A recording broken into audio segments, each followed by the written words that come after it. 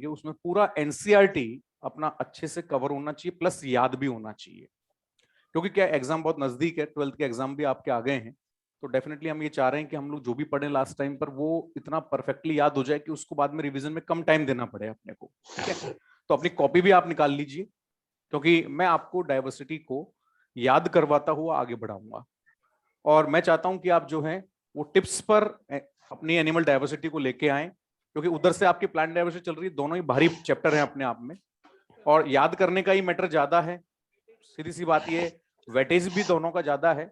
मैं animal diversity की बात करूं तो इस साल 4 क्वेश्चन आए हैं बेटा, और चारों के चारों क्वेश्चन जो हैं वो बिल्कुल सिंपल टाइप के क्वेश्चन थे। कहीं भी उसमें मैं तो कह रहा हूं कि यदि अच्छे से याद हो ना, तो ऑटोमेटिकली पढ़ने से ही आंसर अपने को ऑटोमेटिकली दिख जाता है, मतलब ज्यादा उस पर ब्रेन को प्रेशर डालने की आवश्यकता नहीं है। तो इसलिए बेटा हमें एनिमल डाइवर्सिटी को याद करते हुए आगे बढ़ना है। तो सभी बच्चे ध्यान से सुनिए, एनसीईआरटी रोज लानी है, हाथों हाथ उसको अंडरलाइन कर दीजिए पढ़ाते पढ़ाते ही, ताकि आपको अच्छे से याद हो जाए। और मॉड्यूल के अंदर भी हमें देखते हुए आगे बढ़ना है। तो आइए सबसे पहले अपन शुरुआत करते हैं छोटी सी हिस्ट्री वाली बातें जो जनरली प्लांट डाइवर्सिटी में ज्यादा होती हैं। यहां केवल एक स्टार्टिंग अपने को लेनी है, इसलिए हम लोग बात कर रहे हैं। देखिए बच्चों, चाहे प्लांट डाइवर्सिटी हो या एनिमल डाइवर्सिटी हो, दोनों के जो भी कंपार्टमेंट्स हैं उन सबको हम टेक्सोनॉमी में स्टडी करते हैं। Taxonomy made up by 2 different terms, taxis and nomos. Taxis का मीनिंग होता है अरेंजमेंट और नॉमोस का मतलब होता है रूल्स रेगुलेशंस। करेक्ट है। अब रूल्स के अकॉर्डिंग अपन बात करें तो सीधा सीधा फॉर्मेट याद रखना, हम यहां पर बात करेंगे एक छोटे से अल्फाबेट के टर्म की, NCP, nomenclature, classification and principles. पक्का? यानी हम किसी को भी क्लासिफाइड करें बच्चों, जिस ब्रांच में हम क्लासिफाइड करेंगे वहां 3 काम करने हैं। अकॉर्डिंग टू प्रिंसिपल चलना है, कुछ रूल्स होंगे, आपने बाइनोमियल ट्राइनोमियल सिस्टम की बात सुनी है, उन रूल्स के अकॉर्डिंग हम जाएं तो हमें नॉमेनक्लेचर करना है और क्लासिफिकेशन करना। That one is called taxonomy. क्या कहेंगे उसको? टेक्सोनॉमी कहेंगे। क्लियर है? उसके बाद आप देखिएगा बहुत सारे साइंटिस्ट जो हैं वो इस कैटेगरी के अंदर आए, और उनमें सबसे पहला नाम आता है father of zoology, father of ancient animal classification, and that was Aristotle. तो देखिए सबसे पहले एरिस्टोटल आए, और एरिस्टोटल ने तो अपने थॉट्स जो हैं वो हर स्ट्रीम में लगभग लगभग हर ब्रांच में डाल दिए, चाहे वो इकोनॉमिक्स से क्यों ना हो, क्योंकि बहुत बुजुर्ग आदमी थे। सही बात है कि नहीं? तो उनके विचारों को तो मान्यता देनी जरूरी है, और रियल में कहीं ना कहीं उनका रिलेशन आगे तक चला, इसलिए हमने सबसे पहले उन्हीं को ये उपाधि दी, फादर ऑफ जूलॉजी। करेक्ट है। अब इन्होंने एक एनिमल्स पर बुक लिखी बच्चों, जिसका नाम है स्टोरिया एनिमेलियम। आप अंडरलाइन करते चलना मॉड्यूल के अंदर, ठीक है, ताकि एनसीईआरटी को साइड में रख लो और वहां भी अंडरलाइन करें, जब आएगा, जब मैं बताऊंगा आपको जहां जहां एनसीईआरटी है, मॉड्यूल साथ में रखें, और जो पॉइंट्स मैं लिखा हूं उसको आप नोट करना। एक काम करिए, देखिए मॉड्यूल में जो पेजेस है ना उनका नंबर करीब 80 के आसपास पेजेस हैं, और मैं चाह रहा हूं कि आप पूरी एनिमल डाइवर्सिटी को करीब 10 पेज में समराइज करके और याद कर डालो आप। तो 4 क्वेश्चन अपने आराम से बहुत इजी वे से सही हो जाएंगे और अपने को दिक्कत नहीं आएगी बेटा। क्योंकि क्या है कि देखिए, इधर प्लांट डाइवर्सिटी, इधर एनिमल डाइवर्सिटी, उधर एनिमल टिश्यू, ये सब याद करने वाले पॉइंट्स ज्यादा है।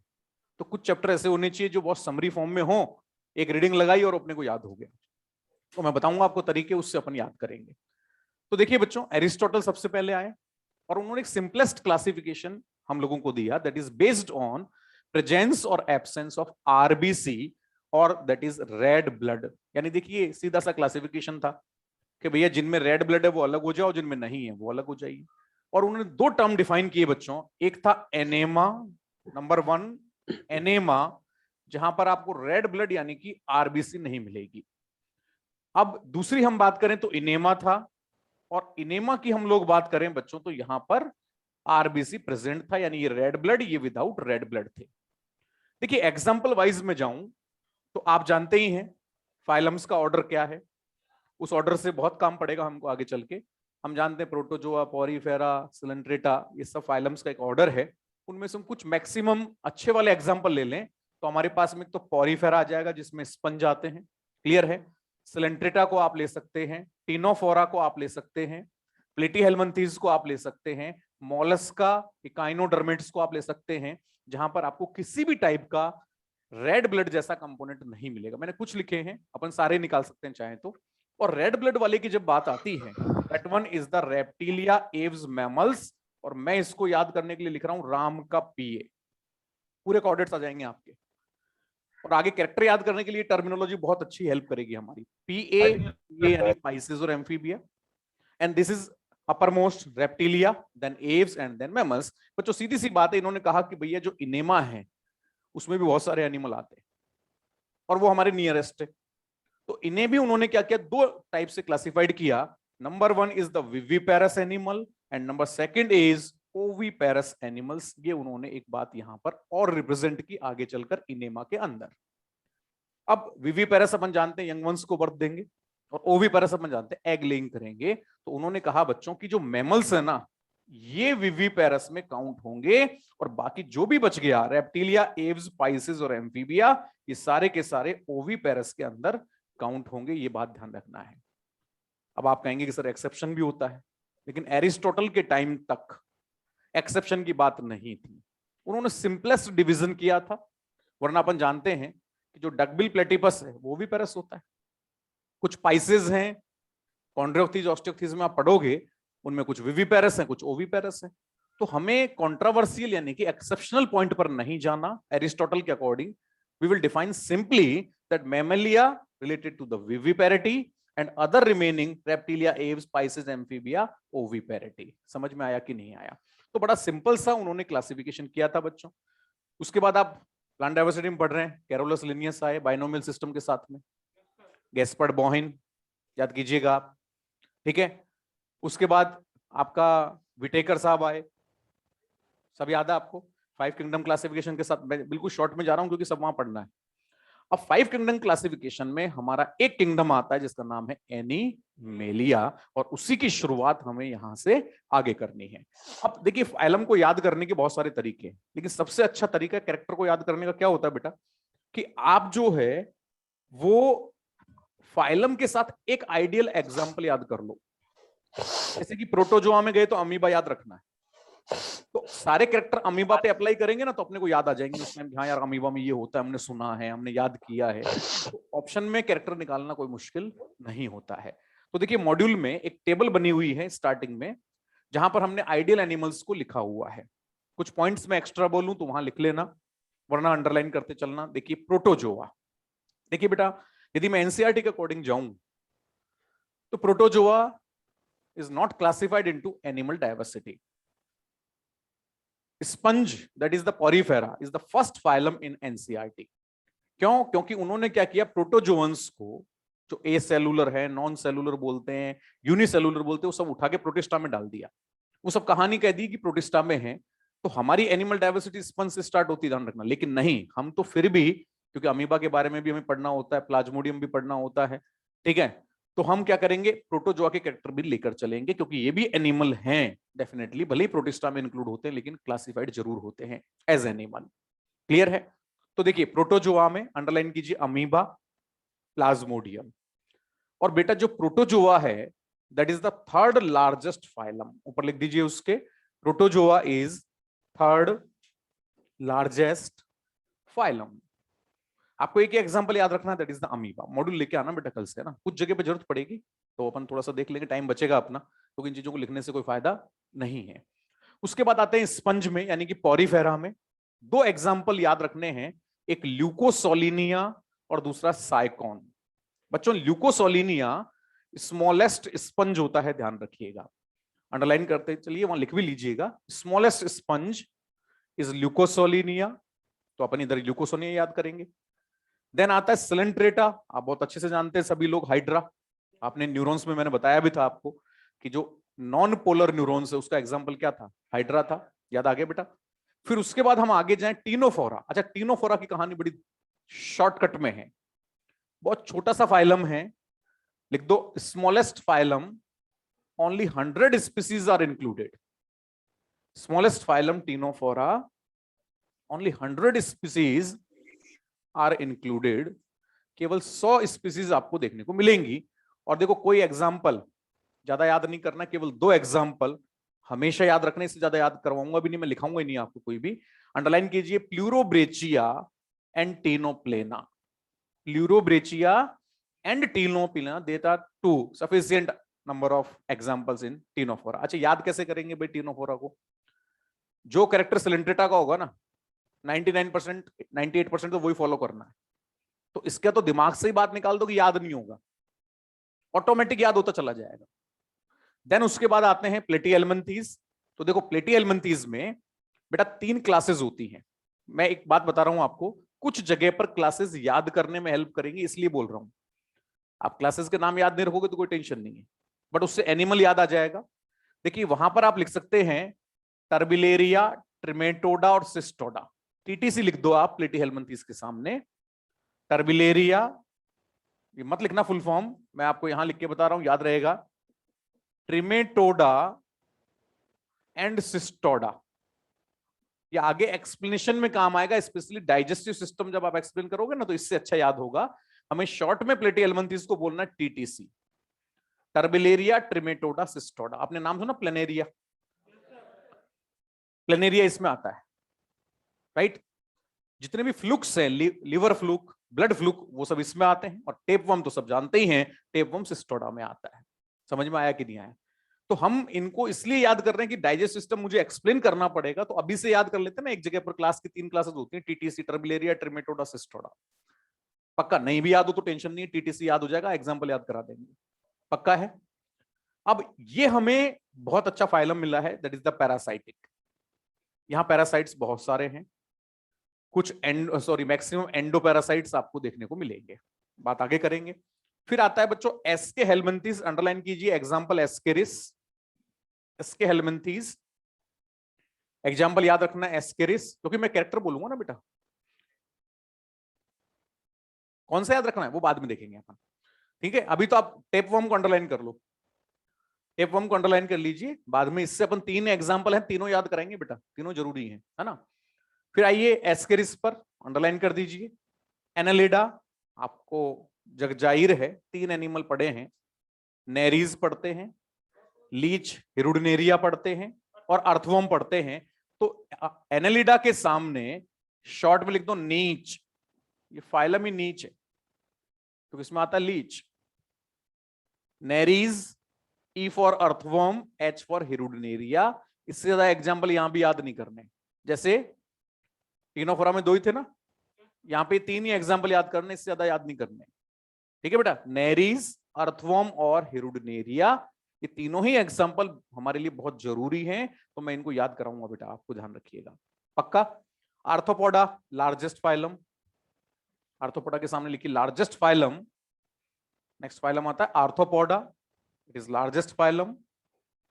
Approx 7 to 8 lakh animals are included, 7 से 8 लाख एनिमल्स आते हैं, और सबसे ज्यादा इंसेक्टा, इंसेक्ट सबसे ज्यादा होते हैं बेटा। इसकी लार्जेस्ट क्लास का नाम क्या है? इंसेक्टा। पक्का? तो यहां पर देखिए कुछ भी लिखा हो, एक एग्जांपल और लिख दो कॉकरोच, क्योंकि आर्थ्रोपोडा को बिना कॉकरोच के आप याद नहीं कर सकते, तो कॉकरोच को अंडरलाइन कीजिएगा। देन आते हैं मॉलस्का, जहां पर आपको याद रखना है स्नेल को, अंडरलाइन कीजिए स्नेल, पाइला। पक्का? और फिर आता है इकाइनोडर्मेटा, जहां सी अर्चिन हमें देखने को मिलेगी। यस, ठीक है बेटा। स्टारफिश, सी अर्चिन, ये हम सब वहां याद करेंगे। अब नीचे के फाइलम छोड़ दो, क्योंकि एक साथ हम 10 फाइलम की स्टडी करेंगे। पक्का? अब देखो सुनो, अब तक आपने क्या किया, पिछले साल जब पढ़ा होगा, जितना भी पढ़ा होगा ना, ये मत करना सर पढ़ा ही नहीं था, जितना भी पढ़ा होगा वो फाइलम वाइज पढ़ा होगा आपने, कि पहले प्रोटोजोआ के सारे कैरेक्टर, सारे एग्जांपल पढ़ लिए, फिर Ctenophora start, sorry Porifera start किया। अब ये बात कहां गड़बड़ होती है, मैक्सिमम स्टूडेंट के रेस्पेक्ट में बता रहा हूं मैं, कि पहला फाइलम याद हो गया, कैरेक्टर याद हो गया, ठीक है, जोर लगा के दूसरा भी कर लिया, और जोर लगा के तीसरा भी कर लिया, लेकिन चौथे करते करते ये समझ में नहीं आया पहले में क्या था, यहां जाके गड़बड़ होती है। सही बात है कि नहीं? क्यों चिंटू, सही कर रहा हूं ना मैं? यस, ठीक है। अब ध्यान से सुनो कि 4 हमने फाइलम पढ़े और चौथे 5वें तक आते आते पहला भूल गए, यही तो खास बात है बेटा डाइवर्सिटी की। तू बेटा टीवी बहुत देखता है, ओ यस कर रहा है, ओ यस, तेरा डांस करवाऊंगा यहाँ पे बेटा, 2-4 दिन पढ़ा लेने दे मेरे को, फिर तू यहाँ पर जमूरी डांस करेगा। ठीक है ना, अच्छा बच्चा है, इज्जत कुछ नहीं है इसकी मार्केट में लेकिन चेहरा इसका स्माइली है, ये बहुत अच्छी बात है। चलिए अब सुनो बेटा ध्यान से, अब हम क्या करें कि हमें यदि सिंगल सिंगल फाइलम पढ़ना हो तो पढ़ तो सकते हैं, कोई टेंशन नहीं है, लेकिन याद नहीं होगा। तो मैं आपको जो भी कैरेक्टर पढ़ाऊंगा वो प्रोटोजोआ से इकाइनोडर्मिट कंपैरेटिवली पढ़ाऊंगा बेटा। तो आपको चेंजेस पता लगेंगे कि यार यहां ये चेंज आया, यहां ये चेंज आया, याद हो गया। समझ में आया आप सबको? क्योंकि क्या सिंगल फाइलम से बेटा मुझे याद नहीं होता, मैं तो अपनी बताऊं, कंपैरेटिव पढ़ने से बहुत तेजी से ग्रिप होती है, बहुत अच्छे से याद भी हो जाता है। तो वो अपन वैसे ही पढ़ते चलेंगे। अब देखिए इतने सारे एनिमल्स हैं, तो नो डाउट कहीं ना कहीं कोई ना कोई कॉमन कॉम्प्लेक्सिटी या कॉमन कैरेक्टरिस्टिक जरूर होगी, and that common characteristic is generally defined as basis of classification. भाई हम सब यहां बैठे हैं तो कहीं ना कोई कॉमन कैरेक्टरिस्टिक तो लेके बैठे ही हैं। डिफरेंट कैरेक्टर हैं वो अलग मालूम है, लेकिन कोई ना कोई कॉमन कैरेक्टरिस्टिक है कि हम सब क्लास मैमेलिया के मेंबर हैं। उसमें भी हम यूथेरिया के अंदर आते हैं, ठीक है, उसमें भी हम प्राइमेट्स के अंदर आते हैं। तो हम कह सकते हैं ना कि हमारी क्लास को हम क्लासिफाइड कर सकते हैं। वैसे ही ये तो हमने एक डिफरेंट कैरेक्टर निकाल लिया, लेकिन कुछ कॉमन कैरेक्टर भी हैं, क्योंकि हम एनिमल और प्लांट में भी तो डिफरेंस करते हैं। तो वैसे ही बच्चों सभी एनिमल्स को क्लासिफाइड करने के लिए कुछ पॉइंट्स हमने आउट किए जिनका नाम है बेसिस ऑफ क्लासिफिकेशन। अब आप copy NCERT sorry module NCERT सब बंद कर दीजिए, अब कॉपी पर आते हैं, क्योंकि अब हमें याद करना बहुत जरूरी है। हर चीज को रेस्पेक्टिवली याद करना और यहीं पर याद करना तो बहुत अच्छे से याद हो जाएगा। देखिए बेटा, सबसे पहले हम बात करने जा रहे हैं बेसिस ऑफ क्लासिफिकेशन की। Basis of classification, right. देखिए बच्चों, इधर तो अपन कॉपी के अंदर एक कॉर्नर पर तो आप ये डिवीजन करना, ठीक है। मैं इसको साइड में लिखता हूं ताकि आपके अकॉर्डिंग चलेगा। देखिएगा, बेसिस ऑफ, नहीं अभी तो स्ट्रेट ही लिखो बेटा, लैंडस्केप में फिर अपन बाद में लिखेंगे। बेसिस ऑफ क्लासिफिकेशन, पहला पॉइंट है बेटा, पहला बेस है body organisation. First point is body organisation. एक साइड में तो हम क्या करेंगे बेटा, इसको कॉपी में टेबल वाइज डिवाइड करते हुए चलेंगे, सभी बेस में डिवीजन करेंगे हम लोग। तो बस आपको तो डिवीजन याद रखने हैं, क्लियर। और इस साइड पर हम उसके एग्जाम्पल्स को याद करेंगे। तो मैं एक फॉर्मेट बना रहा हूं, देखो प्रोटोजोआ सबसे पहले आता है, फिर 4 फाइलम इधर लेने हैं, पॉरीफेरा, स्लेंट्रेटा, टीनोफोरा, प्लेटीहेल्मिन्थीस। एस्के हेल्मिन्थीस को सीधा सामने ले लेना प्रोटोजोआ के, then Annelida, Arthropoda, Mollusca, Echinodermata, फिर आगे चलेगा कॉर्डेट तक पहुंच जाना। तो पूरा एक रोटेशन हो गया।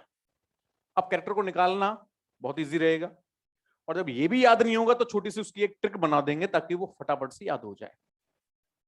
विद इन 5 सेकेंड्स में हम इस पूरे बॉडी ऑर्गेनाइजेशन को याद कर लेंगे। ओके, चलिए डिवीजन कीजिए। फर्स्ट है बेटा protoplasmic organisation. First is protoplasmic organisation. Note करते चलो, आप साथ साथ लिखेंगे ना तो याद भी रहेगा और टाइम भी कम लगेगा अपने को।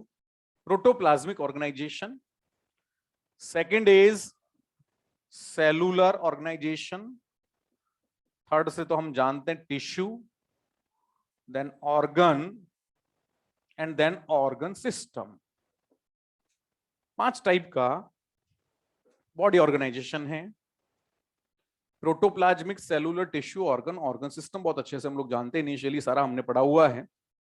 देखिए बेटा, सबसे पहले जो दिक्कत आती है ना प्रोटोप्लाज्मिक सेलुलर में ही आती है ज्यादातर, क्योंकि टिश्यू तो आप जानते हैं सीधा सीधा फॉर्मेट है, the group of cells which are similar in structure, function and origin. तो वहां से दिक्कत ही नहीं है।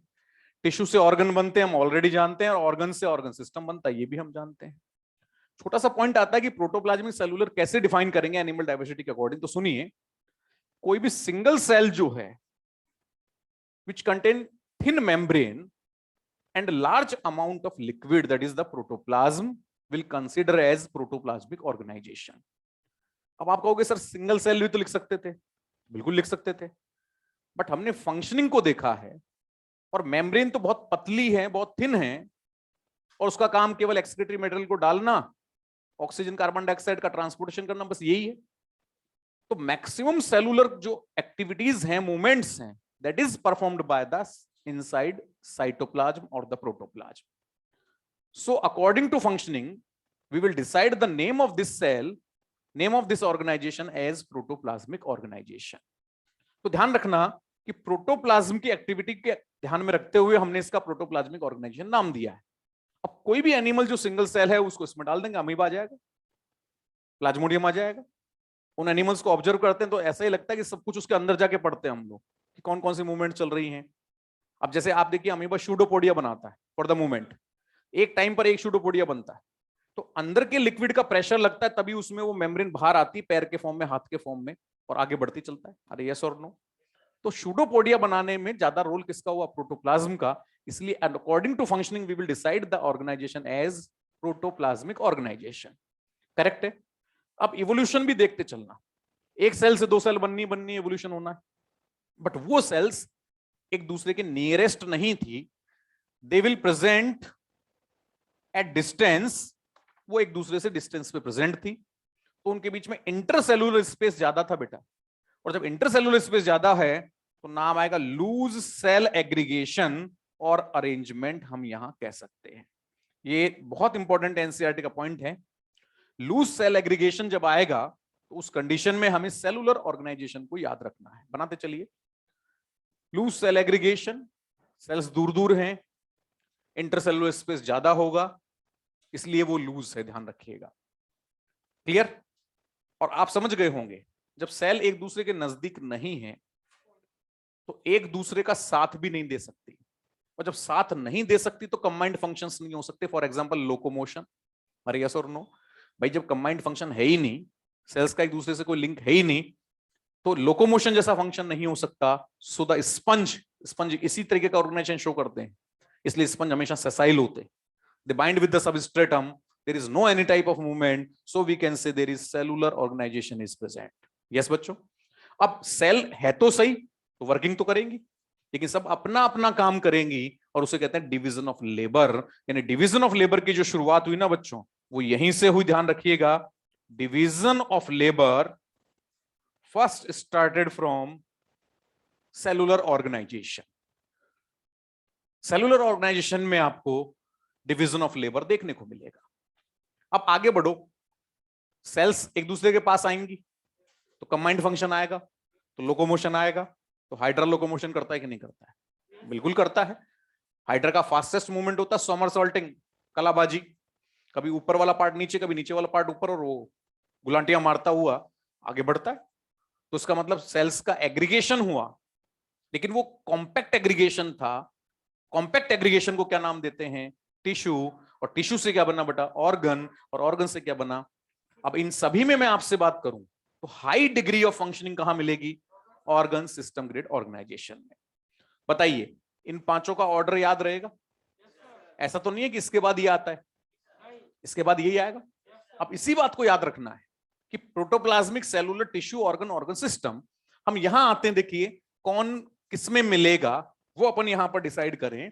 तो प्रोटोजोआ में अमीबा है, अमीबा सिंगल सेल है, तो इसका मतलब यहां पर प्रोटोप्लाज्मिक ऑर्गेनाइजेशन होगा कि नहीं होगा? पक्का है. पॉरीफेरा में मैंने कहा था सेल्स आ गई लेकिन दूर दूर थी, तो यहां पर क्या हुआ? सेलुलर ऑर्गेनाइजेशन होगा कि नहीं होगा? हाइड्रा से सेल्स कंबाइंड होने लगी तो यहां पर टिश्यू होगा कि नहीं होगा? और मैंने कहा था इसको फॉलो टीनोफोरा करेगा तो इसमें भी टिश्यू ऑर्गेनाइजेशन होगा कि नहीं होगा? यस और नो? अब उसके बाद सोचना कि प्लेटीहेल्मिन्थीज से ऑर्गन भी आए और सिस्टम भी बनना शुरू हुए. तो इसका मतलब यह है कि प्लेटीहेल्मिन्थीज में ऑर्गन ग्रेड तो है ही, तो ये तो पॉइंट याद रह जाएगा. लेकिन आप सोचिए यहां डाइजेस्ट सिस्टम भी तो बोलते हैं. Alimentary canal is present and the presence of alimentary canal always represent the system, but coincidentally this one is incomplete because it is without anus. Mouth होता है, कैनाल होती है लेकिन एनस नहीं होती, तो इनकम्प्लीट सिस्टम आया, डाइजेस्ट सिस्टम आया, लेकिन आया तो सही। अरे यस और नो? तो ऑर्गन सिस्टम की जो सबसे पहले शुरुआत हुई ना बेटा, वो कहां से शुरू होती है? वो प्लेटीहेल्मिन्थेस से होती है। अब क्वेश्चन आता है कैसे, सुनना। प्लेटीहेल्मिन्थेस में ये मिलता है, यस करेंगे, लेकिन एनसीईआरटी क्या कहती है कि यही मिलता है। तो यदि दोनों ऑप्शन आ जाए और आपसे पूछा जाए कि क्या मिलेगा, तो ऑर्गन को प्रायोरिटी देना। मैं यहां लिख रहा हूं एन फॉर एनसीईआरटी, याद रहेगा, नोट कीजिएगा, पक्का है। अब ऑर्गन सिस्टम है तो बेटा बाकी जितने भी बच गए, एस्के हेल्मिन्थेस, एनेलिडा, आर्थ्रोपोडा, मोलस्का, इकाइनोडर्मेटा, सब में मिलेगा ऑर्गन सिस्टम ग्रेड ऑर्गेनाइजेशन। ये बात अपने को याद रखनी है, ये ब्लॉक साइड में बना लेना तो अच्छे से याद हो जाएगा। 4 फाइलम इधर, 4 उधर, एक ऊपर एक नीचे लिखना है, तो ये क्या पूरा सर्कल बन जाएगा आपका। उसी में बना ले बेटा, नीचे बना ले।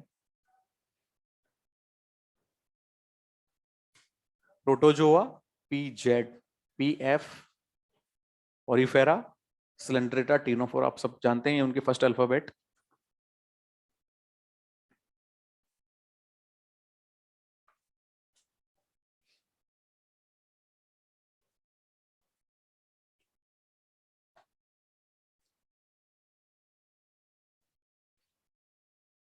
यहां सबसे इंपॉर्टेंट क्वेश्चन ऑर्गन और ऑर्गन सिस्टम की स्टार्टिंग का ही है।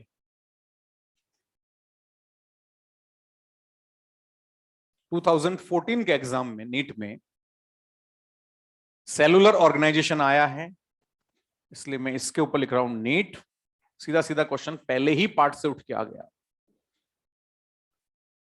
चीजें सिंपल हैं, लेकिन कहीं से भी आ सकती है, ये भी कंफर्म है।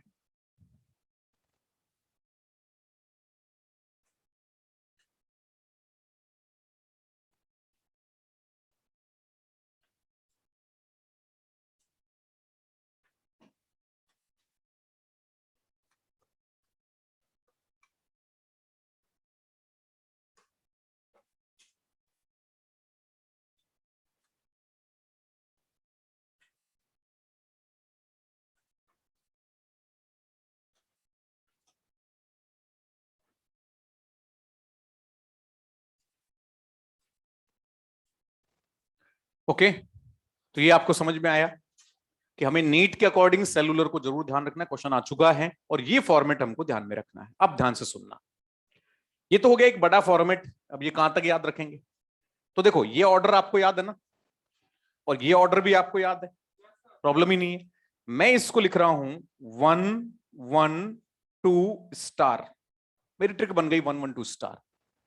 देखो, पहले 1 फाइलम में प्रोटोप्लाज्मिक ऑर्गेनाइजेशन, अगले एक फाइलम में मतलब पॉरीफेरा में कौन सा, सेलुलर ऑर्गेनाइजेशन, अगले 2 फाइलम के अंदर टिश्यू ऑर्गेनाइजेशन, और स्टार को मैं कह रहा हूं रिमेनिंग फाइलम्स, बाकी सबको स्टार से शो कर रहे हैं, तो इसमें ऑर्गन सिस्टम ग्रेड ऑर्गेनाइजेशन होगा कि नहीं होगा। तो मुझे यदि ये याद करना है बॉडी ऑर्गेनाइजेशन, तो मैं तो सिंपली याद रखूंगा 1 1 2 स्टार। अरे यस और नो? पहले एक फाइलम में बोलो कौन सा, प्रोटोप्लाज्मिक, अगले फिर एक में 1 2 3 नहीं, एक एक करके जिसमें जो है उतना नंबर लिख दिया। पहले एक में बोलो भाई, अगले एक में, अगले 2 में, और बाकी सब में। बात खत्म है। अब मैं आपसे पूछूं क्वेश्चन, मुझे बहुत फास्ट काम करना है। मैंने आपसे पूछा अर्थवॉर्म में कौन सा ऑर्गेनाइजेशन है, आप कहोगे स्टार, मतलब ऑर्गन सिस्टम। सीधी सी बात है, नहीं भी हो जल्दबाजी भी नहीं करनी, लिख के इनके नाम लिख देना इसी ऑर्डर में। अरे समझ में आया कि नहीं आया भाई? ये याद रह गया तो कौन कौन से ऑर्गेनाइजेशन होते हैं उनके नाम लिख दो, अपने आप निकल के सामने आ जाएगा। देखो, चौथे नंबर पे टीनोफोरा है, 1 प्रोटोजोआ, 2 पॉरीफेरा, 3 सिलेंट्रेटा, 4 टीनोफोरा। मैंने बोला प्लूरोब्रेचिया में कौन सा ऑर्गेनाइजेशन है, तीसरे नंबर पे आए टिश्यू। बात खत्म। अरे यस और नो? भाई सीधी सीधी बात है कि आप जितना फास्ट चलोगे ना उतना ही तेज आंसर आएगा, समय बचेगा। अच्छा, इस बार क्या हुआ था आपको मालूम ही है, 100 क्वेश्चन आए थे बायोलॉजी के, 190 करने थे, 190 करने थे। मतलब मजे थे, मजे शानदार वाले कि भैया हम 5 छोड़ सकते हैं, जो मन में मर्जी करेंगे वो करेंगे। सही है कि नहीं है? तो हो सकता है आगे भी ये फॉलो करें, तो हमारे लिए तो फायदा है। लेकिन दिक्कत क्या है, टाइम की। तो घर पे क्वेश्चन प्रैक्टिस जब भी करो, क्योंकि अब क्या लास्ट चल रहा है आपका, तो आपको ये बातें बताना भी जरूरी है।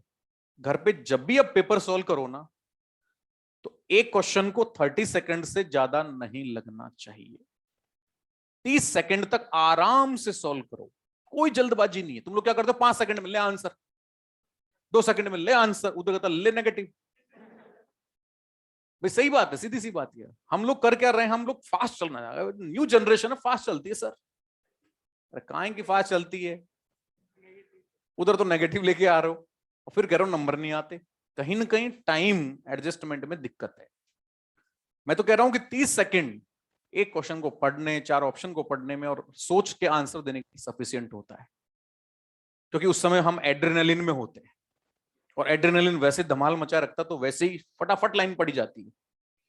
लेकिन कंट्रोल का तरीका है कि अंडरलाइन कीजिए, मेन कॉन्सेप्ट को सर्कल मारिए, क्या पूछ रहा है, ऑप्शंस को अंडरलाइन कीजिए, अपने आप आंसर सही निकल के आएगा। सिलिंग मिस्टेक की जो परसेंटेज है नेगेटिव होने की, वो 1% रह जाएगी, केवल 99% सही जाएगा। तो ये आदत बनाओ बेटा, क्योंकि हम लोगों को लास्ट में ये जरूर बोलना चाहिए, सोचना चाहिए कि क्वेश्चन कैसे सोल्व हो रहा है, गलतियां कहां कर रहे हैं। तो जितने भी पेपर दो ना अब आगे चल के 30 सेकंड, कोई बड़ा ही मिसमैच पेयरिंग वाला क्वेश्चन है, डायग्राम ऐसे 1-2 ही होते हैं, तो वहां तो 1 मिनट भी लग जाए तो कोई दिक्कत नहीं, लेकिन वो कम होती है।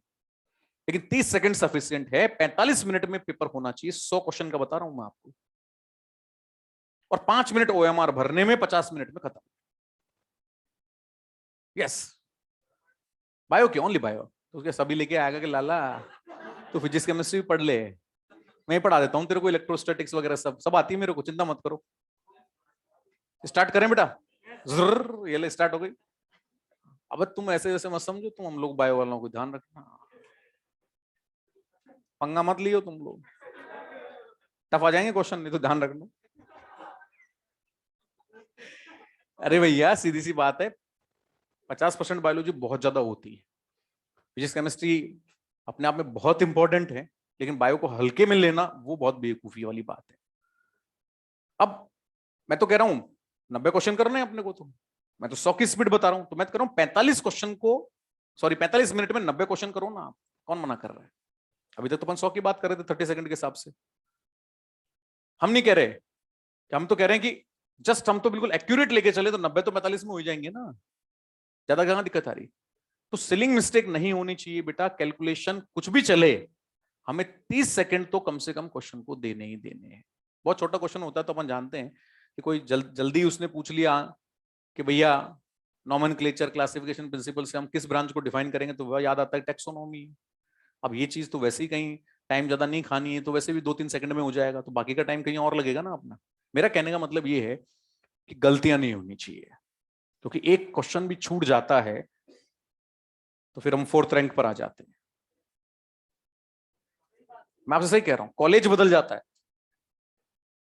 क्योंकि हमें तो पढ़ाते पढ़ाते इतने साल हो गए ना कि बच्चा खुद एक्सपीरियंस देके जाता है कि सर एक क्वेश्चन यदि मैं ये छोड़ के नहीं आता ना, मुझे आ रहा था सर पर मुझे लग रहा था नेगेटिव नहीं हो जाए, मैं छोड़ आया उसको, सर कॉलेज बदल गई मेरी 4 नंबर से। होता है, आपको पता है 1 नंबर पे 715 पे 20 बच्चे थे, तो नीचे वाले 640 वाले से जाके बात करो एक बार, जिसकी 4322 रैंक आई है, उसके 4322 में भाई लोग कितने होंगे बराबर में बैठे हुए, कम से कम 100-150 स्टूडेंट, 200 स्टूडेंट होंगे 1 नंबर पर। मैं तो कम बता रहा हूं आपको। तो हम यदि सिक्वेंशियल सीख जाएं अच्छे से कि भैया 30 सेकंड में अच्छे से क्वेश्चन पढ़ना है, अच्छे से ऑप्शन पढ़ना है, अच्छे से आंसर देना है, तो क्या वो क्वेश्चन छूटेगा क्या। इसलिए बेटा थोड़ा सा ध्यान रखिएगा आप। ओके, तो मुझे याद आया तो मुझे फास्ट करना है। 112 स्टार से मैंने याद किया बॉडी ऑर्गेनाइजेशन को। अगले पॉइंट पर चलते हैं, सेकंड पॉइंट उठाते हैं बेटा, इसको वापस बनाएंगे आप लोग, मैं तो इसी में कर दूंगा कंप्लीट, ताकि आपको थोड़ा सा बाद में बनाएंगे, नहीं छोड़ देंगे बाद में, फटाफट हो जाएगा। सेकंड पॉइंट आता है बेटा बॉडी सिमेट्री। हम बॉडी सिमेट्री की बात करेंगे। Body symmetry classified into 3 types. 3 type में बॉडी सिमेट्री है। नंबर 1 तो जिसकी कोई सिमेट्री नहीं है, asymmetrical, asymmetrical, second is radial symmetry, and third one is bilateral symmetry, तीसरी bilateral symmetry होगी। तीन सिमेट्री है, एसिमेट्री, रेडियल सिमेट्री और बाई रेडियल सिमेट्री। देखो बेटा, जब भी सिमेट्री डिसाइड करनी हो ना, सिमेट्री का मतलब ये मान लो कि हम ये कह रहे हैं कि भैया ये जो एनिमल है ना, ये किस शेप का है। कोई भी पूछे कि भैया एनिमल किस शेप का है, तो आप कहोगे यार ये इक्वल शेप का है या अनइक्वल शेप का है, दो जनरल वर्ड तो बोलोगे ना। तो उसके लिए आपको तीन प्लेन से डिवाइड करना है, लॉन्गिट्यूडनल, ट्रांसवर्स और ऑब्लिक। तीन प्लेन ध्यान रखने। तो देखो बेटा, एसिमेट्रिकल में हम अमीबा का एग्जांपल ले सकते हैं। ये अमीबा है, आप किसी भी प्लेन से डिवाइड कीजिएगा, देखो दो अनइक्वल पार्ट लॉन्गिट्यूडनल से, दो अनइक्वल पार्ट और दो अनइक्वल पार्ट हर हाल में मिलेंगे। तो मैंने यहां पर लिखा animal cut from any plane, और मुझे जो इसकी वजह से पार्ट्स मिले, that in one is two unequal part every time with every plane, then this type of symmetry is called asymmetrical. ऐसी सिमेट्री को हम क्या कहेंगे? asymmetry कहेंगे। बनाते चलो, हाथों हाथ बनाते चलिए। that is called asymmetry, उसको हम asymmetry कहेंगे बेटा। क्लियर है? तो एनिमल को कट किया किसी भी प्लेन से, कहीं से भी काटेंगे बराबर तो नहीं मिलने वाले, तो asymmetrical ही होगा। उसके बाद रेडियल पर आओ। देखो रेडियल क्या कहता है कि भले ही आप किसी भी प्लेन से काटो, लेकिन दो इक्वल पार्ट तो मिलेंगे ही मिलेंगे। ये लीजिए साहब, हाइड्रा बना दिया हमने, मेन बॉडी पे जाना है, टेंटाकल्स भी लगा दिए। तो देखो इसको हम दो इक्वल पार्ट से डिवाइड करें, लॉन्गिट्यूडनल से डिवाइड करेंगे, दो इक्वल पार्ट मिलेंगे। यहां से डिवाइड करते हैं तो भी इक्वल मिलेंगे, और यहां से डिवाइड करेंगे तो भी दो इक्वल पार्ट्स हमें मिलेंगे। यानी हम कट फ्रॉम, यहां मैं शॉर्ट में लिख रहा हूं, एनी प्लेन, और हमें मिले यहां पर two equal part, then this is called radial symmetry. इसको हम नाम देंगे रेडियल सिमेट्री। जैसे कोई क्यूब है, मान लीजिए क्यूब को काटेंगे तो हर जगह से दो पार्ट मिलेंगे इक्वल अपने को, तो क्यूब के रेफरेंस में अपन एनिमल का शेप याद रखें, अपने आप याद हो जाएगा। एनी प्लेन का मतलब हुआ इधर से काटिए इधर से काटिए, ठीक है। हाँ, आप इसको ऐसे मत लो, मैं मान लीजिए सपोज एक ब्लॉक के फॉर्म में समझाता हूं, क्योंकि एनिमल के एग्जैक्ट शेप बना लेंगे तो वैसे आ जाएगा, ठीक है। 1 मिनट है बेटा।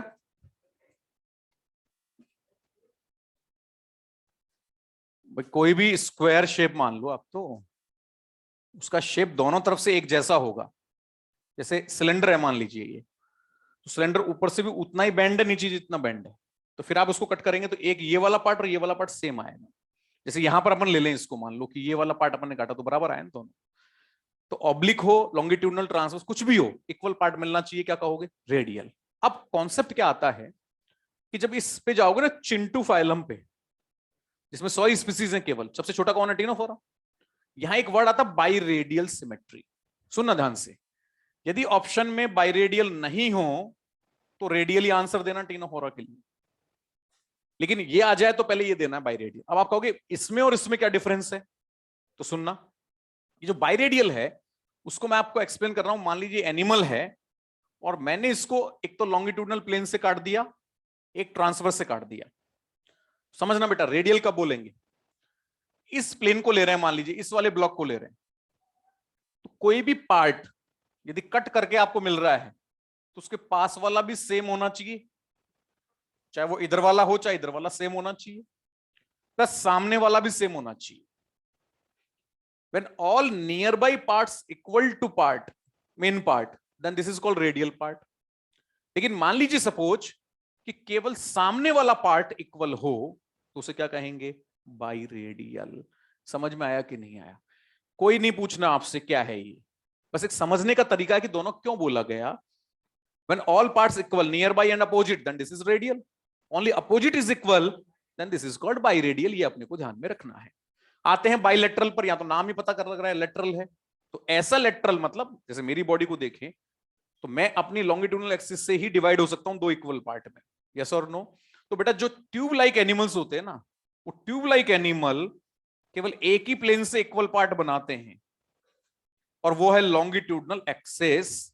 ये देखिएगा, ये इनका लॉन्गिट्यूडिनल एक्सिस है, और यहां हमें मिलेंगे लॉन्गिट्यूडनल एक्सिस, नीचे लिखना है ओनली लॉन्गिट्यूडनल प्लेन, और यहां मिलेंगे two equal part, then symmetry is called longitudinal symmetry, bilateral symmetry.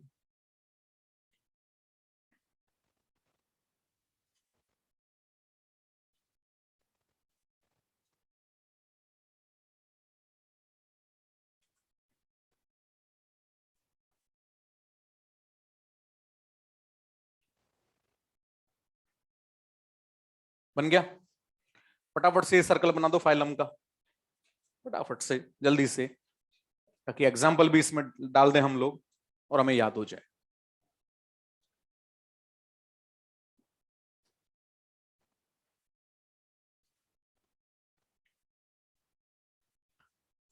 आप में से कौन कौन फेसबुक यूज नहीं करता है?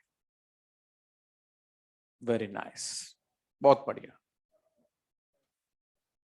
जो यूज कर रहे हैं, जिनके हाथ खड़े नहीं हुए, वो ध्यान रखना बंद कर देना। कुछ दिनों के लिए अपना समय सिर्फ और सिर्फ अपने लिए देना है, ठीक है ना बेटा? कहते हैं वो पिक्चर देखिए, जिंदगी ना मिलेगी दोबारा तिबारा चौबारा, याद आई? ऐसी कोई पिक्चर बनी नहीं है, लेकिन हर एक की लाइफ में यही है। सही बात है कि नहीं है?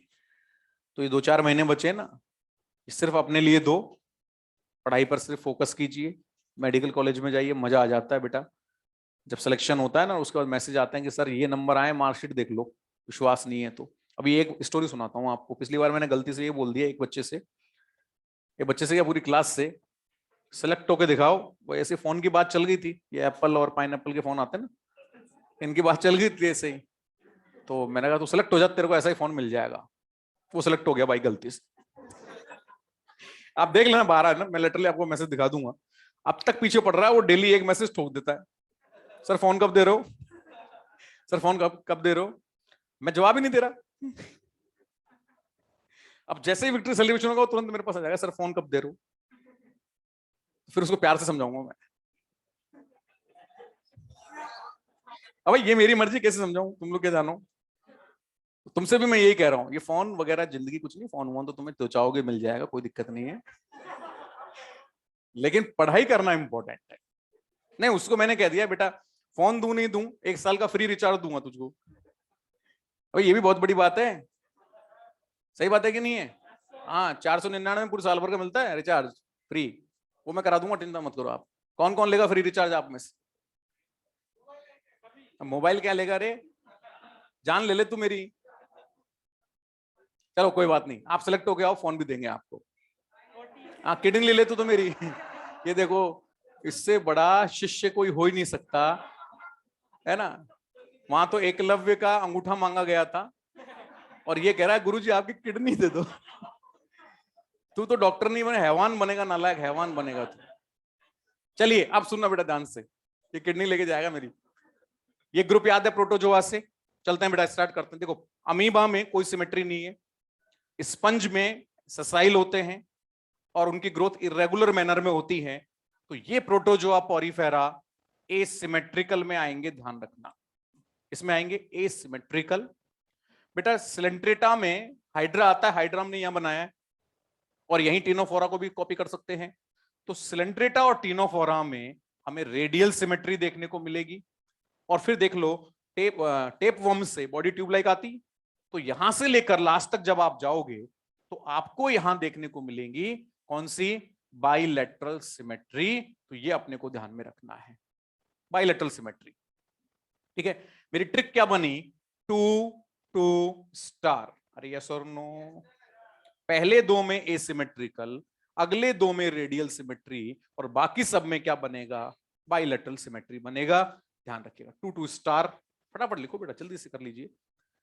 डाइवर्सिटी बड़ी है, लेकिन हम ढंग से याद करेंगे ना, तो बेटा ये बड़ी भी नहीं लगेगी और फटाफट कंप्लीट भी हो जाएगी। आज फर्स्ट क्लास से जो थोड़ा सा अपन सिस्टमेटिकली चल रहे हैं, स्लो चल रहे हैं, बाकी फिर रिदम बन जाएगी अपने आप। ओके, लेकिन अब देखो बेटा, जो क्वेश्चन आने की प्रोबेबिलिटी है ना, वो सिंपल पर ज्यादा होती है, बट कभी कभी एक्सेप्शनल आ जाता है। देखो पॉरीफेरा के दो एग्जाम्पल बता रहा हूं, ल्यूकोसोलिनिया, याद आया, और साइकोन। साइकोन जो है, इन दोनों में एसिमेट्री नहीं होती, इनमें रेडियल सिमेट्री होती है। एक्सेप्शनल केस साइड में लिख लेना। ल्यूकोसोलिनिया और साइकोन में रेडियल सिमेट्री आपको देखने को मिलेगी। कौन सी सिमेट्री? रेडियल सिमेट्री देखने को मिलेगी, ध्यान रखिएगा। फिर मैंने बात की थी टीनोफोरा में, फर्स्ट प्रायोरिटी पर बाइरेडियल को रखना है और सेकंड प्रायोरिटी पर रेडियल को रखना है। ऑप्शन में सब आ जाएं, बाइरेडियल नहीं हो तो रेडियल आंसर चला जाएगा। बाइरेडियल एंड रेडियल कि अपने को ध्यान में रखना है। उसके बाद देखो, आपने स्नेल देखे? स्नेल, उसमें टॉर्जन होता है, कैल्शियम कार्बोनेट का शेल होता है जो कॉइलिंग फॉर्म में होता है, जैसे कि आपने इंटरनल ईयर पढ़ा था, कोक्लिया का जैसा। लेकिन उसमें गड़बड़ क्या है, पहली कॉइलिंग, उसके ऊपर दूसरी, फिर तीसरी, लेकिन ये एग्जैक्ट सेंटर में नहीं होती। स्नेल में जो कॉइलिंग्स होती हैं, वो पहली कॉइलिंग मान लो ये है, तो दूसरी कॉइलिंग कॉर्नर पे यहां ऐड होती है, फिर तीसरी कॉइलिंग होती है। अब डिवाइड करो, लो अनइक्वल मिलेगा कि नहीं मिलेगा? अब डिवाइड कीजिए, अनइक्वल, दोनों पार्ट अनइक्वल। अब डिवाइड कीजिए, अनइक्वल। तो इसका मतलब मोलस्का में क्या दिया था हमने? रेडियल के बाद बाइलेटरल। लेकिन इसका जो स्नेल वाला एग्जाम्पल है, वहां आपको एसिमेट्रिकल ध्यान में रखना है, ध्यान रखिएगा।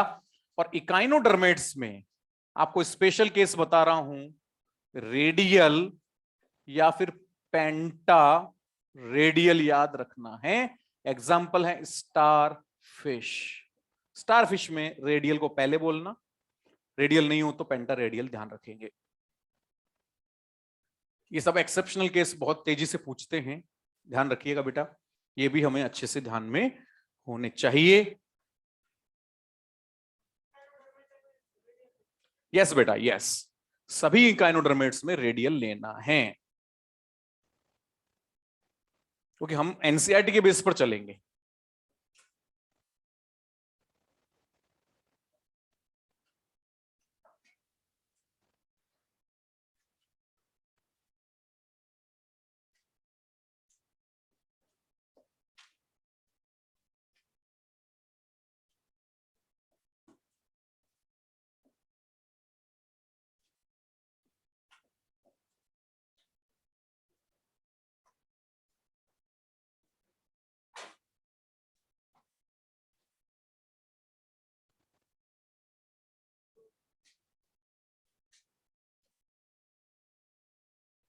अगले कैरेक्टर पर आइएगा। तो देखो पहली ट्रिक क्या आती है, 1 1 2 स्टार। अब क्या हो गया, 2 2 स्टार। आइए नेक्स्ट चलते हैं बॉडी सिमेट्री पर, सॉरी बॉडी सिलोम पर। बॉडी सिलोम की बात शुरू करते हैं। हाँ बेटा, किसमें? बेटा इसमें हम लार्वा की और अडल्ट की बात करेंगे, ठीक है? मैं लिख देता हूं, ये तो अपन बात कर रहे हैं एडल्ट के लिए, और लार्वा आ जाएगा तो बाइलेटरल याद रखनी है, क्योंकि लार्वा अपने एंसेस्टर को फॉलो करेगा, दैट इज मोलस्का। तो मोलस्का की जो आई वो क्या थी, बाइलेटरल, तो उसी को हम फॉलो करेंगे किसमें, लार्वा के अंदर। तो वो भी लिख लें आप चाहें तो, बट क्या फाइलम आता तो मैं एक्सप्लेन कर देता इसको अच्छे से डायग्राम से, अभी अपन इतना याद रखेंगे। आइए बेटा नेक्स्ट बढ़ते हैं सीलोम पर। देखिए एनसीईआरटी में सीलोम के डायग्राम दिए हुए हैं, उसको यहां से आराम से समझ सकते हैं। सर्कल के फॉर्म में वहां भी डायग्राम है ट्रांसफर सेक्शन का, लेकिन हाँ 2 डायग्राम और जर्म लेयर्स में भी दिए हुए हैं। तो टोटल सर्कल के फॉर्म में 5 डायग्राम एनसीईआरटी ने बना रखे हैं। कंफ्यूजन है क्योंकि हम पहचान नहीं पाते कि ये डायग्राम कहना क्या चाह रहा है, तो उसको इजी फॉर्म में समझेंगे तो याद हो जाएगा। सबसे पहला क्वेश्चन तो ये आता है, what is coelom? Yes, this is the general word. ये जनरल वर्ड इसने कह दिया कि सर सीधी बात है, सीलोम का मतलब कैविटी है। तो इसका मतलब तो मैं ये कह दूं कि छोटी छोटी कैविटी तो फूड वैक्यूल के फॉर्म में अमीबा में भी है, तो क्या उसको सीलोम बोलेंगे? नहीं। सीलोम का साइंटिफिक टर्मिनोलॉजी हमेशा आपको याद रखना है, cavity between body wall and gut. Gut मतलब एलिमेंट्री कैनाल। तो सीधा एक क्वेश्चन तो क्लियर हो गया कि भैया जब तक गट नहीं आएगी ना, तब तक सीलोम वर्ड भी यूज नहीं करेंगे। ऐसे एनिमल्स को क्या बोलेंगे? एसीलोम। तो इनमें क्या हुआ कि बाहर की जो वॉल है और अंदर की जो वॉल है उसके बीच में सेल्स फिल हो गई, तो कोई कैविटी है ही नहीं, because cells filled in cavity. Yes और नो? पक्का ना बच्चों? अब जब तक सेल्स भरी हुई हैं, सेल्स यहां पर फिल होंगी कैविटी में, तो ऐसे एनिमल को हम कहेंगे एसीलोमेट एनिमल या एसीलोम कहा जाएगा। यस और नो? पक्का है? देखो, अमीबा में ऐसा कुछ नहीं होता कि कोई गट जैसी चीज होती हो, स्पंज में गट नहीं होती, हाइड्रा में गट नहीं होती, टीनोफोरा में तो वो उसी को फॉलो करेगा, उसमें भी नहीं होती। प्लेटी एल्मंथिस में मैंने बताया था इनकम्प्लीट डाइजेस्टिव ट्रैक्ट होता है। यस और नो? माउथ है, एनस पूरा कंप्लीट नहीं है, तो वहां भी गट नहीं बनेगी, वहां भी सीलोम नहीं बनेगी। सही ढंग से बनना शुरू हुआ एस्के हेलमिंथीस से। यस और नो? तो पहले 5 फाइलम, उनको तो मैं ट्रिक यहीं से बना देता हूं, पहले 5 फाइलम तो एसिलोमेट है। यस और नो? पक्का है? बनाओ फटाफट से। Cells filled in cavity, so there is no coelom. Evolutionary याद रखना, जल्दी से याद हो जाएगा।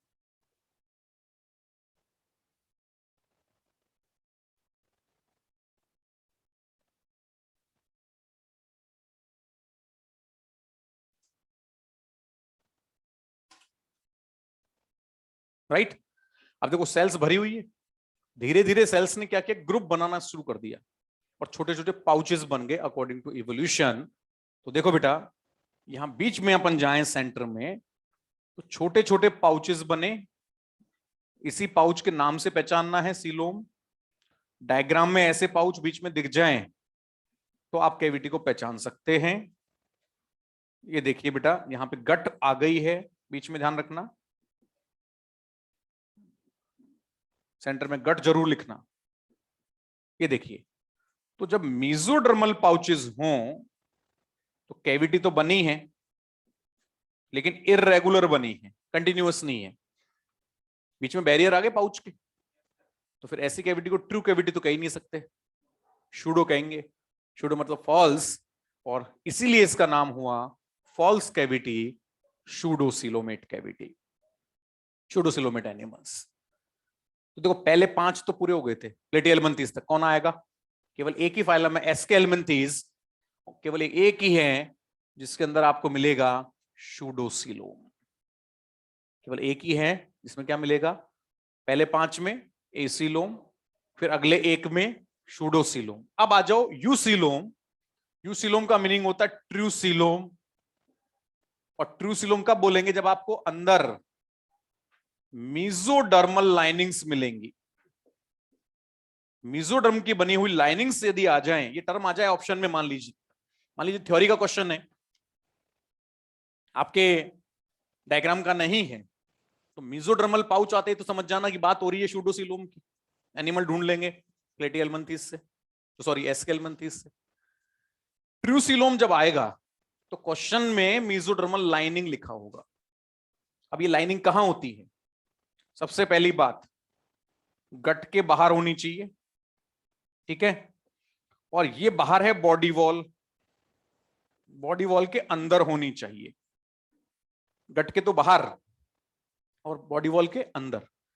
अब कैसे लाइनिंग बनेगी भैया, वो भी सोचना है। देखो बेटा, सुनना, बाद में लिखना सब। इधर देखो, ये पाउचेस थे, मीजोडर्म के बने हुए हैं, सेल्स के बने हुए हैं।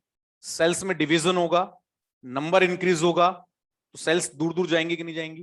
भाई नंबर बढ़ता जाएगा तो सेल्स डिस्टेंस कवर करेंगी। तो मान लीजिए यहां मीजोडर्मल पाउच है, ये देखिएगा, दोनों तरफ बना देता हूं मैं, ये लीजिए, अकॉर्डिंग टू इवोल्यूशन बात कर रहे हैं। तो इनका जब नंबर बढ़ेगा तो सेल्स ऊपर की तरफ स्कैटर्ड होंगी कि नहीं होंगी, और बॉडी वॉल के नीचे जमा हो जाएंगी, एज फॉर्म ऑफ लाइनिंग। इसी तरीके से नीचे वाले से भी यही होगा। और आप देखिएगा यहां पर बॉडी वॉल के नीचे मेसोडर्म की लाइनिंग्स आ गई, देखिए ये आ गई कंप्लीट। और ऐसे ही जब ये नीचे तरफ बढ़ेंगी तो गट के बाहर आ जाएंगी। अब आप देख लीजिए आराम से कि कहीं ना कहीं हमें कैविटी बनता हुआ नजर आ रहा है, दैट इज कॉल्ड साइजोसीलोम। अब डायग्राम नहीं हो तो आएगा लिखा हुआ स्प्लिटिंग ऑफ मेसोडर्म। यहां पर मेसोडर्म की सेल्स स्प्लिट हो रही है बेटा, इसलिए इसका नाम है साइजोसीलोम। पाउच शूडो, स्प्लिट साइजो, स्प्लिट वर्ड आते ही साइज हो जाएगा। बनाओ फटाफट से, स्प्लिटिंग ऑफ मेसोडर्म, साइजोसीलोम की बात करेंगे।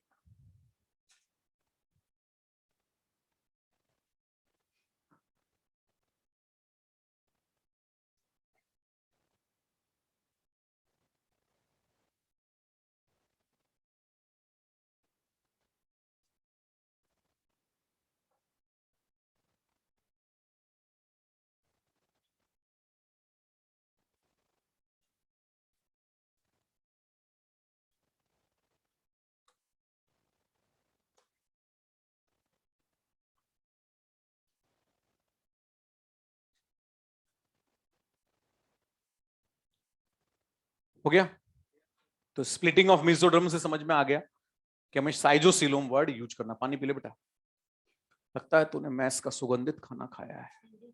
पानी पी लिया करो, इसमें डरने की क्या बात है यार। पानी की बोतल लेके आए तो पानी पिएंगे, है ना। उबासे मेरी क्लास में देखो शोर शराबा नहीं, बाकी खाना पीना भी चल सकता, कोई टेंशन नहीं है। मैस से पैक करवा के भी ला सकते हो तुम लोग, आप भी खाइए, मेरे लिए भी लिया ना, कोई टेंशन नहीं, खा लेना। पर पढ़ाई सबसे पहले है, बात खत्म। खाना क्या है जो आपकी मर्जी पड़े, वो मैस की सुगंधित शानदार चपातियां रोटियां। अब रहने दे, आप मेरा मुंह मत खोलो, तू यहाँ लिख ले, रुलाएगा मेरे को तू। ठीक है बेटा, तो अब देखना साइजोसीलोम, स्प्लिटिंग ऑफ मेसोडर्म। अब एंटेरोसीलोम एक वर्ड और आया डिफरेंट। वहां भी लाइनिंग्स तो होती है बेटा मेसोडर्म की, बट बनने का तरीका अलग है। देखो अंदर गट है और गट में से बैलून लाइक स्ट्रक्चर्स बाहर निकली। तो जब बैलून लाइक स्ट्रक्चर बाहर निकलती है तो देखिएगा यहां पर ये आपस में, ये बैलून लाइक स्ट्रक्चर्स यहां आपको दिख रही हैं। ये ब्लू लाइन को सेल की लाइन समझना आप, मेसोडर्म की लाइनिंग। तो इन्हें कहेंगे आउट पॉकेटिंग, बाहर निकली हुई पॉकेट्स बाय द गट। और पॉकेट निकलने के बाद ये अंदर ही अंदर ऐड हो जाती है एक दूसरे के साथ। बैलून को आपस में जोड़ दिया आपने, तो बताइए इन सब ब्लू लाइंस के बीच में, ऊपर और नीचे की ब्लू लाइन के बीच में कैविटी का फॉर्मेशन होगा कि नहीं होगा? This one is called enterocoelom. Terminology for this specific add joining of out pocketing, बाहर निकलने वाली पॉकेट्स बोलेंगे बेटा इनको, out pocketing of gut. Gut की आउट पॉकेटिंग के जुड़ने से, ऐड होने से जो बनता है वो एंटेरोसीलोम होता है, ध्यान रखिएगा। That one is called enterocoelom. Okay, तो पहले 5 में कुछ नहीं, एसीलोम। अगले 1 में है, हाँ शूडोसीलोम। तो छठे नंबर पे कौन आएगा याद करना, सर्कल में एस्केलमेंथिस आएगा। अभी लिख लेते हैं, कोई टेंशन नहीं। देखो पहले 5 में एसीलोम, अगले 1 में शूडोसीलोम, अगले 3 में कौन कौन आएगा एस्केलमेंथिस? एनालिडा, आर्थ्रोपोडा, मोलस्का, उसमें आएगा साइजोसीलोम। और बाकी बच गए इकाइनोडर्मिट से कॉर्डेट तक, आगे तो फिर कॉर्डेट जाना है आपको। That one is called enterocoelom. Yes और नो? देखो ये तो हो गया प्रोटोजोआ से प्लेटी हेलमिंथीज, ये हो गया एस्के हेलमिंथीज, ये हो गए आपके 3 फाइलम, एनालिडा, आर्थ्रोपोडा, मोलस्का, और ये हो गए इकाइनोडर्मिट से लेकर कॉर्डेट्स तक। हो जाएगा ना याद? ट्रिक याद हो जानी चाहिए, 513 स्टार। क्या बोलोगे? 513 स्टार। समझ में आया कि नहीं आया? इसको अपन 513 स्टार कहेंगे। कंफर्म है? पहचान जाओगे? कोई टेंशन इसमें नहीं होनी चाहिए। आगे बढ़ते हैं। और अगला पॉइंट डिस्कस करते हैं बॉडी प्लान। ये बॉडी सिमेट्री जैसा ही है, क्योंकि इसमें हमें बॉडी का स्ट्रक्चर देखना है, तो उसी के लिए हम यहां पर बात कर रहे हैं। Body plan divide into 3 types. Number 1, cell aggregate plan, जो आप ऑलरेडी जानते हैं। 3 सेल्स बनाई थी मैंने दूर दूर, याद कीजिएगा। Loose aggregation. Cell aggregate plan वैसा ही होता है जैसे कि सेलुलर ग्रिड ऑर्गेनाइजेशन होता है। हटा दूं डायग्राम? ओके। तो ट्रू सीलोम का मतलब ध्यान रखना बेटा, लाइनिंग ऑफ मेसोडर्म। ये वर्ड ढूंढना है क्वेश्चन में, ऑप्शन में, आसानी से याद हो जाएगा। अगला है body plan, cell aggregate plan, जिसमें लूज एग्रीगेशन मिलेगा।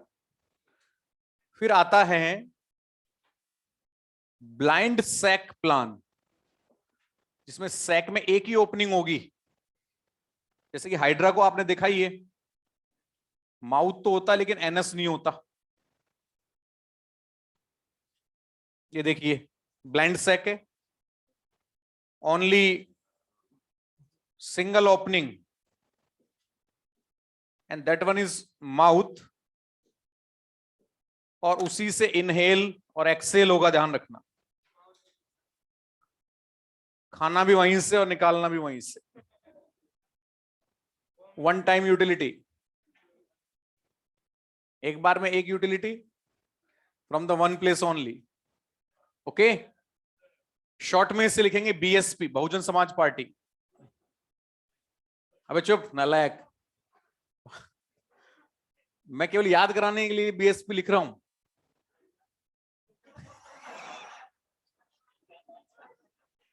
ठीक है, और इनमें जो माउथ है उसकी लोकेशन एनसीईआरटी बोलती है जिस जगह पर हाइपोस्टोम कहेंगे आप, जहां पे माउथ होगा, हाइपोस्टोम पर माउथ है। वो जगह पूछता है बेटा, ये जो पूरी ऊपर वाला पार्ट है ना, इसको अपन हाइपोस्टोम कहते हैं, और हाइपोस्टोम पर माउथ मिलेगा, that is the point of NCERT, N for NCERT.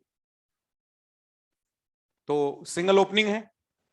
फिर उसके बाद आया बेटा ट्यूब के अंदर tube, tube within tube plan. जैसे हमारी बॉडी को देख लीजिएगा, बॉडी ट्यूब लाइक है, अंदर एलिमेंट्री कैनाल भी ट्यूब लाइक है, एक प्रवेश द्वार है और एक निकास द्वार है। Mouth and anus both are present in tube, and this tube present in tube like body, so this is called tube within tube plan। इसलिए अपन इसको tube within tube plan में काउंट करेंगे। अच्छा, ट्यूब लाइक बॉडी कहां से शुरू होती है? नो, प्लेटिहेल्मिन्थेस। टेपवर्म सबसे पहले याद रखा करो तुम लोग ट्यूब लाइक बॉडी में, तो उससे पहले आएंगे बाकी दो तो। ठीक है, tube within tube plan.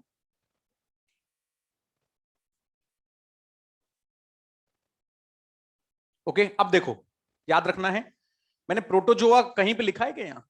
इससे समझ में आ रहा है प्रोटोजोआ कहीं आएगा? क्योंकि पहले 3 सेल स्टार्ट हो गई, जैसे मैं सेल्स के अकॉर्डिंग बात कर रहा हूं, तो सिंगल सेल का तो क्वेश्चन ही नहीं है। मतलब सिंगल सेल में ये काउंट नहीं होगा, नॉट इन प्रोटोजोआ। मतलब पहले एक फाइलम में कुछ नहीं लेना है, क्रॉस लगा रहा हूं, फर्स्ट फाइलम में बॉडी प्लान वाला टॉपिक काउंट ही नहीं करना है। फिर आ जाओ, अपन बात करें सॉरी यहां से पॉरीफेरा में सेल एग्रीगेशन था, तो अगले एक फाइलम में कौन सा आएगा? Cell aggregate plan, CAP. अगले एक प्लान में, एक फाइलम में सॉरी, सीएपी आएगा, सेल एग्रीगेट प्लान। फिर हाइड्रा कौन है? Blind sac. और हाइड्रा को फॉलो कौन सा फाइलम करेगा? टीनोफोरा। अब बात आती है यहां जो सबसे जबरदस्त कंफ्यूजन है, बच्चा प्लेटिहेल्मिन्थेस भूल जाता है। अरे भाई प्लेटिहेल्मिन्थेस में तो एनस नहीं था, तो सेम वो भी तो यही, यहां भी तो ऐसा ही हो रहा है। तो अगले 3 फाइलम में, ये बहुत इंपॉर्टेंट है बेटा, जिसका नाम मैं आपको बता रहा हूं, एक तो अपना सिलेंट्रेटा, एक टीनोफोरा और एक प्लेटिहेल्मिन्थेस, इनमें होगा ब्लाइंड सैक प्लान, और बाकी बच गया star, tube within tube plan, TTP. बाकी सब में tube within tube plan होगा। तो जहां स्टार लगाया है वो जरूर ध्यान रखना, क्वेश्चन यहीं से गड़बड़ करता है, यहीं से ज्यादा बनता है और हम कंफ्यूज हो जाते हैं।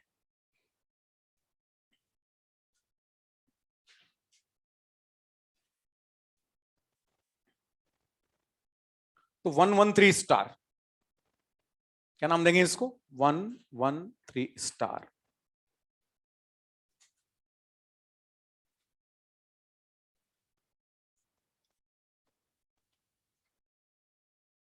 Okay, now next is germ layers. देखो बेटा, जर्म लेयर्स के अकॉर्डिंग डिप्लोब्लास्टिक और ट्रिप्लोब्लास्टिक,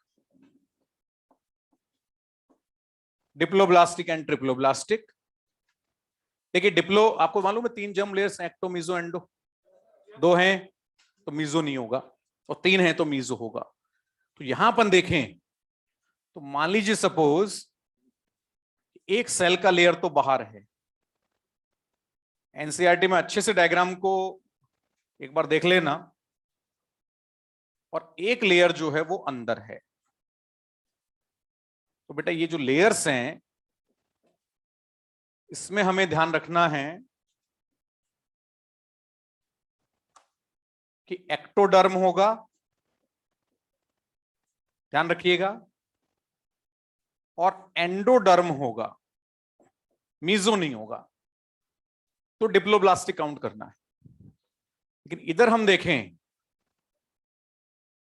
तो आपको यहां पर सेल्स के 3 लेयर दिखेंगे।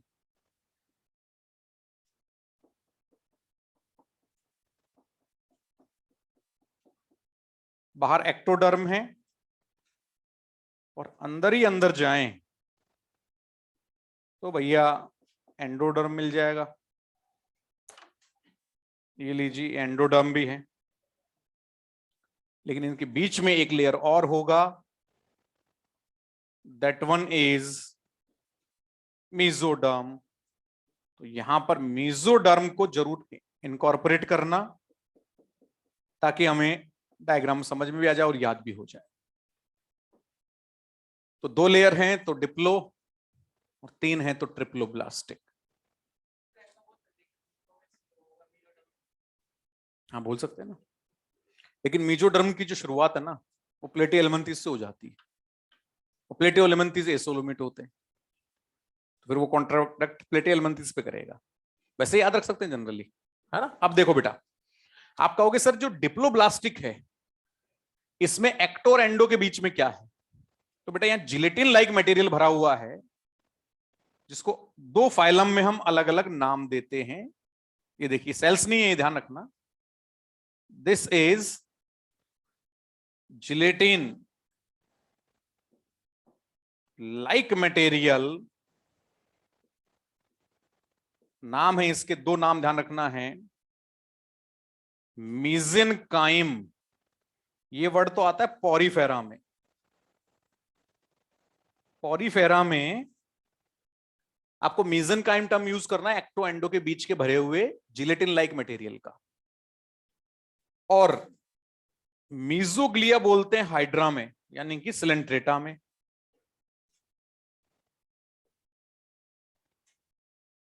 इन सिलेंट्रेटा। तो डिप्लोब्लास्टिक में एक क्वेश्चन बनता है कि दोनों के बीच में क्या है। आप कहोगे या तो मीजेनकाइम है और या फिर मीजोग्लिया है। मीजेनकाइम वर्ड कहां यूज होगा और मीजोग्लिया कहां यूज होगा? सिलेंट्रेटा में। याद रखना है, ध्यान रखिएगा, इसमें दिक्कत नहीं आनी चाहिए। अब जो बच्चों के पुराने कॉन्सेप्ट हैं उन पे मैं थोड़ा सा ध्यान दे दूं। मीजेनकाइम टर्म, देखो बेटा ध्यान से सुनिए सब लोग, मैं थोड़ा सा गड़बड़ करूंगा यहां पर, वो समझ में आनी चाहिए वरना एनसीईआरटी में समझ में नहीं आएगा। मीजेनकाइम टर्म पॉरीफेरा में यूज होता है, लेकिन पॉरीफेरा डिप्लोब्लास्टिक नहीं होते। आप कहोगे क्यों नहीं होते? भाई एक्टो और एंडो उनमें होती है, लेकिन कंटिन्यूअस होनी चाहिए। स्पंज में तो बीच बीच में पोर होते हैं जिनमें वाटर अंदर जाता है, दैट इज कॉल्ड ऑस्टिया। तो वहां क्या हुआ कि 2 सेल एक साथ आई, फिर गैप आ गया, फिर गैप आ गया। तो क्या इसको कंटिन्यूअस लेयर बोलोगे क्या? और जब तक नहीं बोलोगे तब तक डिप्लोब्लास्टिक टर्म यूज नहीं होता। तो देखो ट्रिक सुनना ध्यान से, पहले 2 फाइलम में कुछ भी याद नहीं करना है। ना तो प्रोटोजोआ में ये आएंगे ना पॉरीफेरा में ये आएंगे, ध्यान रखना, बहुत इंपॉर्टेंट है। प्रोटोजोआ पॉरीफेरा के अंदर ना डिप्लो है ना ट्रिप्लो है। पॉरीफेरा को एनसीईआरटी लिखती है प्रिमिटिव मल्टी सेलुलर एनिमल्स। क्या लिखती है? प्रिमिटिव मल्टी सेलुलर है भाई, पर कंटिन्यूअस लेयर नहीं होने से डिप्लो ट्रिप्लो नहीं यूज होगा, ध्यान रखना। अब उसके बाद आगे चलते हैं, हाइड्रा डिप्लोब्लास्टिक फॉलो करेगा टिनोफोरा डिप्लोब्लास्टिक, लेकिन उसके बाद जो बच गए वो सब क्या है? ट्रिप्लोब्लास्टिक, क्योंकि वहां से मिजोरम आती है। पहले दो में कुछ भी नहीं, अगले दो के अंदर डिप्लोब्लास्टिक डीबी और बाकी सब के अंदर टीबी, मतलब कि ट्रिप्लोब्लास्टिक, ध्यान रखिएगा, बाकी सब के अंदर ट्रिप्लोब्लास्टिक होगा। ओके, अब जो भी मैंने आपको पढ़ाया है उसको देखो एक ब्लॉक में डाल देता हूं ताकि आपको टेंशन नहीं होगी और ये कंप्लीट हो जाएगा। देखो, पहली थी स्ट्रिक 1 1 2 स्टार, यही था ना बेटा पहला। दूसरी थी 2 2 स्टार, पक्का। तीसरा था 5 1 3 स्टार, यही था। चौथा देखना 1 1 3 स्टार, पक्का। और नीचे नीचे क्या आया? 2 2 स्टार। पहले दो में कुछ भी नहीं है। अरे यस और नो? ये किसके लिए ट्रिक बनाई थी? Body organisation, body symmetry, body coelom, और ये लास्ट क्या था अपना? बॉडी प्लान, और ये आ गया अपना जर्म लेयर्स। देखिए 5 पे ही ट्रिक लगाएंगे, बाकी याद नहीं है, क्योंकि ट्रिक भी काफी सारी हो जाती है तो उलझ जाती है। इन 5 में ये पॉइंट याद कर लेना, आंसर अपने आप निकाल लोगे आप। समझ में आया बेटा? और ऑनलाइन वाले बच्चों को अभी कोई हैंगआउट में नहीं दूंगा, 2-3 दिन बाद फिर उसको अपन स्लाइड्स को डाल देंगे उस पर, तो आप वहां से पढ़िएगा, क्योंकि मैं सारा मॉड्यूल लेके चल रहा हूं ताकि आपकी एनसीईआरटी मॉड्यूल अच्छे से क्लियर होता चला जाए बेटा। ठीक है, तो ये आप अच्छे से नोट करना, कल अपन इनको खत्म करके और फिर अगले पैटर्न पे आएंगे। हाँ बेटा, किसमें? यस बेटा, देखिए क्या होता है कि ये सेल्स हैं, 3 सेल, ये देखिएगा तीनों आपस में जुड़ी हुई है, बीच में लेकिन गैप बन गया, यहां भरा हुआ है वो। फिर अगले सेक्शन में आपका पोर बनेगा, बीच का जो गैप होगा उसके अंदर आपको देखने को मिलेगा। तो इसलिए हमने इसको मल्टी सेलुलर प्रिमिटिव में काउंट किया, डिप्लोब्लास्ट में काउंट नहीं किया है। ठीक है बेटा, कुछ नहीं करना, ये याद कर लेना बस। और एक दूसरे दोस्त के साथ में यदि रहते हो तो एग्जाम्पल पुट कर करके पूछ लेना, चल बता लीच के अंदर क्या क्या होगा। 5 में लीच किस में आती है? एनेलिडा में। एनेलिडा कौन से नंबर का फाइलम है? 7वें नंबर पे। पहले 6 7 7 काउंट कर लो, 1 2 4 7, पक्का है? मतलब ऑर्गन सिस्टम ग्रिड ऑर्गेनाइजेशन। 2 4 यहां पर सिमेट्री, मतलब याद करो, बायलैटरल सिमेट्री। 5 6 7 यहां आएगा। हम बात कर रहे हैं बॉडी सिलोम की, साइजोसिलोम आएगी कि नहीं आएगी? पक्का। 1 2 5 यहां कितना आया?